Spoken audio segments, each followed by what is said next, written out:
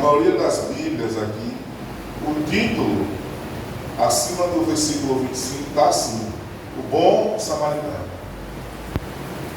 É uma das parábolas mais conhecidas, né, da Bíblia. Quem é que nunca ouviu falar dessa parábola? Será que tem alguém aqui hoje na igreja que nunca ouviu falar da parábola do bom samaritano? Acho muito difícil. Porque até que não tem o hábito, né, de ler a Bíblia constantemente, já ouviu essa parábola em filmes, na TV, YouTube, enfim, é uma parábola muito conhecida. Eu conheço ela desde criança, né? Tenho certeza que vocês aqui vão saber dizer ela de cor, sem nem precisar mesmo ler. E é tão conhecida que em muitas conversas vira até sinônimo de coisa boa, né? De coisa altruísta. Olha, fulano está plantando bom samaritano. Quando você vê alguém falar isso, você sabe, né? O cara está sendo bondoso demais com alguém. Então, essa parábola, se a gente pudesse dar um resumão dela, é uma parábola que ensina a pessoa a amar o próximo. Não se tem outra coisa a se dizer nessa parábola. Qual o resumo da parábola do bom samaritano? É alguém que ama o seu próximo. Mostra isso, né? Demonstra isso. Então, numa forma muito simples, é a parábola do bom samaritano. É o cara que ficou conhecido como aquele que ajudou o próximo. E é tão conhecido isso que a Bíblia não chama o samaritano de bom, né? Você não vai ver ninguém chamar o cara de bom. Mas o que ele fez foi tão bacana que deram esse apelido, o bom samaritano. E não tem como você falar dessa parábola e você não mencionar isso, o bom samaritano. Embora ninguém tenha chamado ele de bom. Mas enfim, o texto se encontra escrito unicamente no Evangelho de Lucas. Somente Lucas escreveu essa história. Mas ela é tão importante, irmãos, ela é tão importante para nós. Ela nos traz tanto ensino valioso, principalmente para a nossa geração, que parece que ela foi escrita ontem, parece que Jesus fez de propósito. Você vê que tudo que Deus faz, ela é perfeito. E é por isso que a gente diz que a palavra de Deus, ela nunca vai passar. Pelo contrário, ela permanece viva para sempre. Por mais que o texto seja conhecido, por mais que você já saiba de cor, o Espírito Santo continua a falar com você. Pelas mesmas letras. Não precisa se acrescentar mais nada.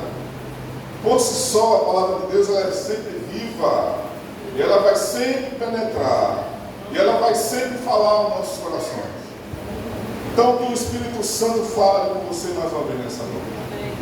Que nós possamos sair daqui com a palavra de Deus gravada no nosso coração, na nossa mente. Irmãos, esse texto de Lucas, capítulo 10,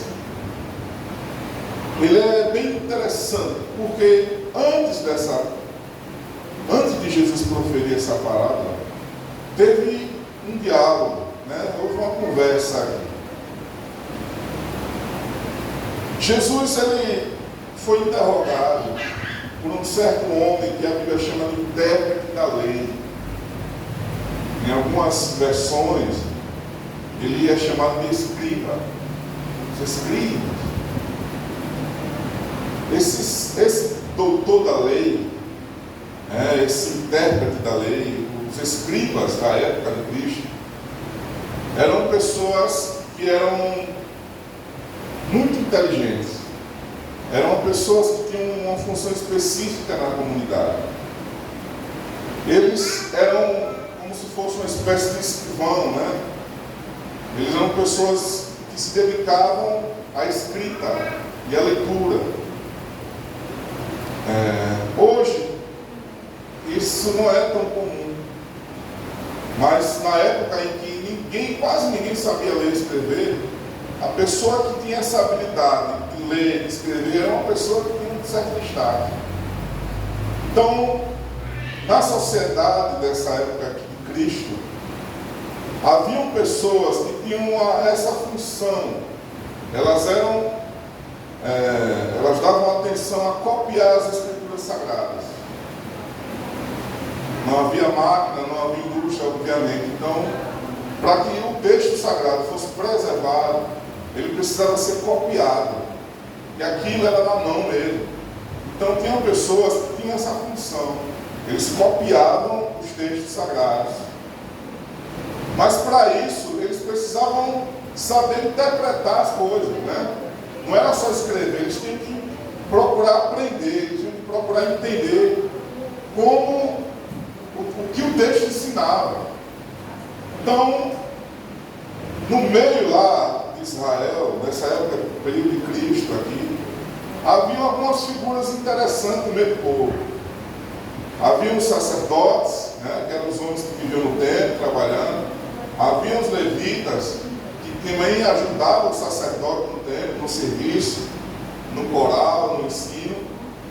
Havia os fariseus, que ficou conhecido como aquelas pessoas muito religiosas. Os caras oravam nas praças, os caras jejuavam, né, vários dias. E eles pegavam para si o título de homens santos. Havia os saduceus, que também era um grupo religioso muito forte, que era a mesma coisa. Eles reivindicavam o título de ser muito santo, muito exclusivo dos outros. Mas os saduceus, eles não acreditavam que os anjos existiam. Tinha essa diferença. Os saduceus não acreditavam na ressurreição. Para eles isso era bobagem. Então, tinham lá esses grupos religiosos que se dividiam entre si e ficavam brigando com os outros. Os escribas, eles eram os homens que eram os inteligentes, eles eram aqueles que interpretavam a lei, as escrituras. Quando Jesus começou o seu ministério, algumas dessas pessoas começavam a investigar aquilo que Jesus estava ensinando no meio do povo. Até porque eles precisavam confirmar se Jesus era de fato o cara do bem ou se era mais um enganador, um falso mestre.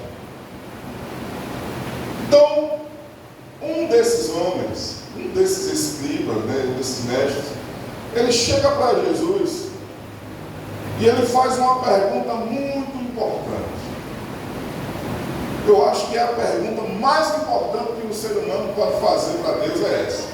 Ele perguntou: mestre, o que é que eu devo fazer para herdar a vida eterna? Veja que tipo de pergunta. Veja se essa não é a pergunta mais importante que um cristão pode se fazer na vida. O que é que você precisa fazer para ser salvo? O que é que eu tenho que fazer para ser salvo? Porque, na verdade, essa foi a pregação de Cristo, né? Jesus, quando começou seu ministério, ele começou a ensinar isso. Jesus, ele começou a ministrar a respeito de salvação, de arrependimento de pecados. Jesus, ele começou a ensinar sobre o inferno. Jesus, ele começou a dizer que se não se arrependesse, ia para o inferno, e para alcançar a salvação, a pessoa teria que mudar. Então, esse era o foco da pregação de Jesus. Se arrependam, creiam no Evangelho. Se arrependam porque é chegada a Reino de Deus. Então, esse certo doutor da lei, ele precisava, ele estava com a intenção de pegar Jesus numa falha. Ele queria mostrar para todos ali que Jesus era uma farsa, que Jesus não era nenhum mestre. E era comum, quando havia um rabino ensinando, algumas pessoas tinham perguntas, né? É porque é curiosidade. Então ele se levanta no meio do povo e ele faz essa pergunta a Jesus. Só que ele não está interessado na salvação. É bom entender isso, né? É bom ter isso em mente. Ele, quando faz essa pergunta a Jesus, ele não está interessado em ser salvo. Ele não está interessado em realmente herdar a vida eterna. ele faz uma pergunta perigosa para Jesus. Porque, a depender da resposta que Jesus desse ali, ele ia mostrar para todo mundo, está vendo aí? Ele está ensinando algo contrário às Escrituras. Ou seja, ele queria ver se Jesus respondia algo errado, para que ele pudesse ter respaldo, né, dentro do povo. Então, ele lança essa pergunta a Jesus: o que é que eu tenho que fazer para herdar a vida eterna? Jesus, como era muito sábio, é sábio, Jesus não se deixava abater por nenhum questionamento, seja lá de quem fosse. Jesus, muito inteligente, ele devolve a pergunta com outra, né? Ele responde ao doutor da lei com outra pergunta. Jesus, ele diz: o que é que está escrito na lei em relação a isso? O que é que as Escrituras falam em relação à vida eterna? Jesus pergunta para o doutor da lei. Olha veja que briga de gente grande, né? O cara é o doutor da lei, o cara entendia da coisa. Aí o cara pergunta: e aí, Jesus, o que é que eu tenho que fazer para herdar a vida eterna? Jesus pergunta de volta a ele: mas o que é que diz as Escrituras em relação a isso? Como é que você interpreta? Olha, irmãos, nós precisamos dar atenção a isso. Eu queria chamar a sua atenção para esse detalhe, porque às vezes nós não damos a devida atenção às Escrituras sagradas. Às vezes nós temos lido a Bíblia de forma mecânica demais, muito automática demais, e a gente não para ter o cuidado de procurar entender o que na verdade o texto quer dizer. É uma falha nossa, é uma falha da nossa geração. Você já ouviu a pessoa colocar na parede da casa, né, o Salmo 91? Aquele que habita no escuro do Altíssimo, descansa, sombra do Onipotente, vai. Mas ele não está nem aí com o que está escrito, ele quer ser protegido. Ele coloca aquilo como se fosse um amuleto da sorte. O cara coloca na sua casa o texto do Salmo 23. Esse é o salmo, acho que mais conhecido de todos. O Senhor é meu pastor e nada me faltará. Mas o cara é ganancioso, o cara é avarento, o cara ele quer ficar rico a toda custa, né? Ele é o cara que ele não está nem aí para ajudar ninguém, mas ele botou lá: o Senhor é meu pastor, nada vai me faltar. Ele não medita naquilo que está escrito, ele vai ler naquilo como se fosse mecânico. Irmãos, é um erro terrível. Quando a gente lê a Bíblia, a gente não procura entender o que é que a Bíblia quer dizer de verdade.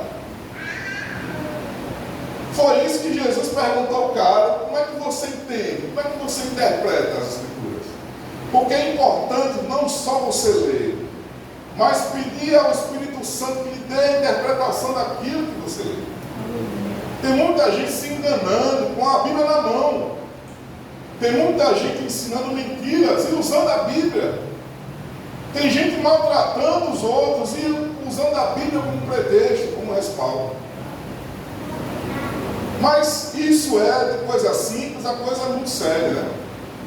Por exemplo, uma vez eu ouvi alguém falar assim: olha, do jeito que o homem pensa, assim as coisas é, viu? Eu já ouvi alguém falar isso: olha, do jeito que o homem pensa, as coisas é. Porque está na Bíblia escrito. Está na Bíblia escrito assim. Do jeito que o homem pensa, assim é. Rapaz, isso é muito sério. Eu fui procurar, não, vou procurar isso aí. Do jeito que o homem pensa, assim é. Simples assim. Aí eu fui procurar lá, não é possível. É o texto de Provérbio, né? Se você tiver essa curiosidade, está lá em Provérbios capítulo 23, né? Só que na verdade, Provérbios 23, versículo 6, está falando do invejoso. Provérbios capítulo 23, versículo 6, está escrito assim: do jeito que o invejoso pensa, assim ele é. Ele diz, coma e beba. Mas aqui ele está falando com falsidade. Repare que Salomão, quando escreveu isso aqui, Salomão estava dizendo que o invejoso, ele age da maneira como ele pensa. É isso que a Bíblia está dizendo. Olha, do jeito que o invejoso pensa, assim é. Mas a pessoa lê isso aqui rápido e diz, olha, tá vendo? Do jeito que o homem pensa é. Não é bem assim que está escrito. Quer ver outro texto que a gente anda aí, né, e escuta alguém interpretar errado? É o famoso texto de Jeremias. Quem nunca ouviu isso? Maldito o homem que confia em outro. Não é assim que dizem? Olha, está escrito, né? Maldito o homem que confia no outro, viu? É por isso que eu não confio em ninguém. Já ouviu alguém falar assim? É maldito o homem que confia no outro, por isso que eu não confio em ninguém. Está escrito na Bíblia, está certo mesmo. Será que é assim que a Bíblia está escrito? Jeremias, capítulo 17, versículo 5. Como é que está escrito lá? É maldito o homem que confia no ser humano, que faz do seu braço mortal, né? A sua confiança.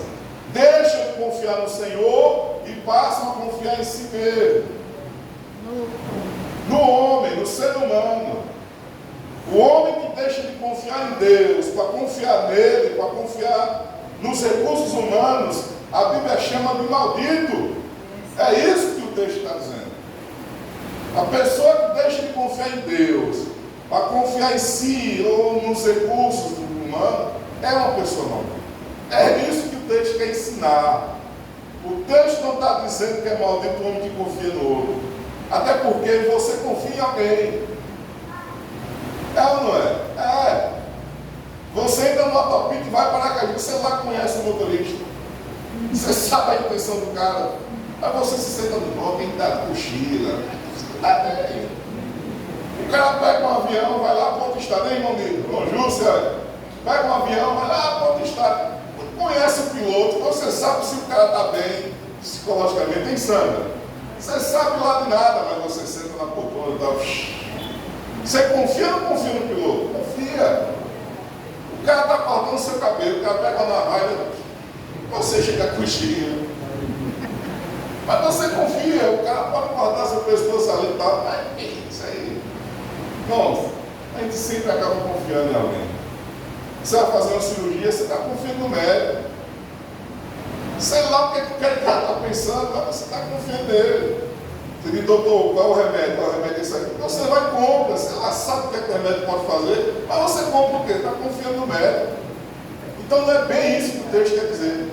Veja, irmãos, como é importante a interpretação correta das Escrituras. Tá? A gente não sair por aí ensinando errado.